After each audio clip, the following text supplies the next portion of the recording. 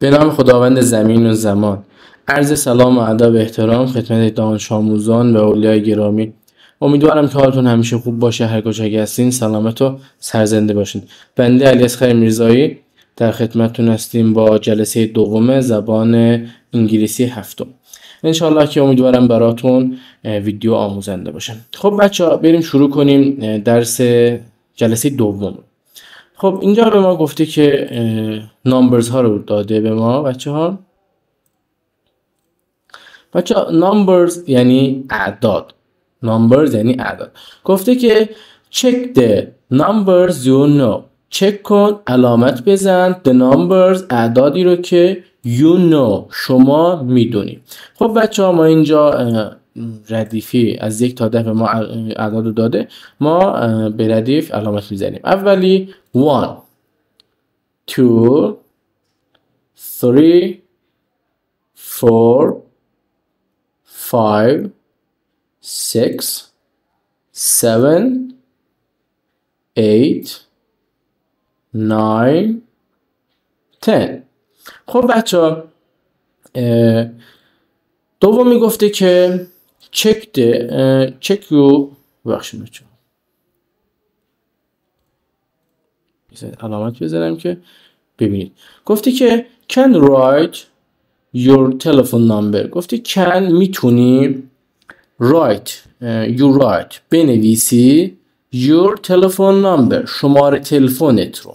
خب بچه اینجا یه کادی داده، گفته که شماره تلفنت اگه میتونی بنویسید. خب من بچه شماره تلفن خودم رو نوشتم، شما هم شماره تلفن خودتون رو بنویسید. گفته شماره تلفن خودتون میتونی بنویسید. خب بچه قبل اینکه شماره تلفن رو بنویسید من 2 تا نکته بگم که خیلی مهمه و همیشه یادداشت کنید و همیشه یادتون بمونه. خب نکته درباره اعداد. ببینید بچه‌ها ما توی اعداد صفر داریم. خب وقتی میخوایم یه شماره تلفنی بنویسیم مثل این شماره تلفن، اولش باید صفر بنویسید. خب ولی وقتی میخوایم بچه‌ها اینو بخونیم، شماره صفر رو توی تلفن زیرو نمیخونیم بچه‌ها، میگیم او. یعنی وقتی این شماره تلفن رو میخوایم بخونیم نمیگیم که 093، میگیم 093. پس چی شد؟ صفر توی شماره تلفن او خونده میشه، زیرو خونده نمیشه، زیرو غلطه. خب نکته دوم بچه‌ها، شماره تلفن که میخواین وقتی نوشتیم میخواین بخونید، شماره تلفن رو یکی یکی میخونیم دیگه، 2 تا 3 تا خونده نمیشه. مثلا شماره تلفن رو میخواین، یکی شماره تلفن شما رو میپرسه، میگین 09385982607. چی شد بچه ها؟ پس 2 تا نکته گفتم که یکی این که صفر زیرو خونده نمیشه، او خونده میشه توی شماره تلفن، و نکته دوم شماره تلفن رو یکی یکی میخونن. این 2 نکته رو یادداشت کنین که یادتون نره. خب قسمت بعدی colors بچه یعنی رنگ ها. colors رنگ میشه. گفته که say the colors you know. say بگو the colors رنگ هایی که you know شما میدونی. خب بچه ها اینجا 6 تا به ما رنگ داده، گفته که اینا رو بگین چه رنگی هستن. من قبلا نوشتم که وقتمون تلف نشه، شما هم بنویسید. بچه اول yellow یعنی زرد. دومی green یعنی سبز. white یعنی سفید. black یعنی سیاه. blue یعنی آبی. red هم که یعنی قرمز. بچه رنگ ها خیلی زیادن ولی کتاب به عنوان مثال 6 تاش رو نوشته که 6 تاش رو داده به ما که ما نوشتیم اسمشون رو. خب صفحه بعدی صفحه 5 کتابتون. خب بچه ها گفته که classroom object که بچه یعنی اشیای کلاس. classroom یعنی کلاس، object یعنی اشیا. خب گفته که say the classroom object you know. say بگو the classroom توی کلاستون، object اشیایی که شما میدونین. you know شما میدونین، اشیایی که هستن و شما میدونین رو بگین اسمشو. خب بچه چند تصویر داده، بازم میگم من قبلا نوشتم که وقتمون زیاد تلف نشه، شما هم یکی یکی بنویسید. خب اولی در هستش که به انگلیسی دور ونیز بچه ها دور. خب تخته سیاه میشه بلکبورد. میز میشه دسک. بچه یه نکته هم اینجا بگم بهتون. ببینید اینجا من نوشتم دسک یعنی این میز. خب یه نم تیبل داریم ما بچه ها. تیبل و دسک چه فرقی دارن؟ بچه ها بعضی خونه ها شاید دیدین بعضی میزهای غذاخوری هستن که توی انگلیسی با اونا میگن تیبل، ولی این میز مطالعه هستش یا میز تحریر میگن بهش بچه ها. این میز بهش میگن دسک، میزی که روش با کامپیوتر کار میکنن یا برای مطالعه است بهش میگن دسک، ولی میزی که روش غذا میخورن به اون میگن تیبل. پس این دوتا رو یادتون باشه. من دوتاشم نوشتم ولی یادتون باشه به میزی که روش مطالعه میکنن یا با کامپیوتر کار میکنن میگن دسک، ولی میزی که روش غذا میخورن بهش میگن تیبل. خب بریم ادامه. صندلی میشه چیر یعنی صندلی. ایرسر یعنی پاک کن. پنسل یعنی مداد.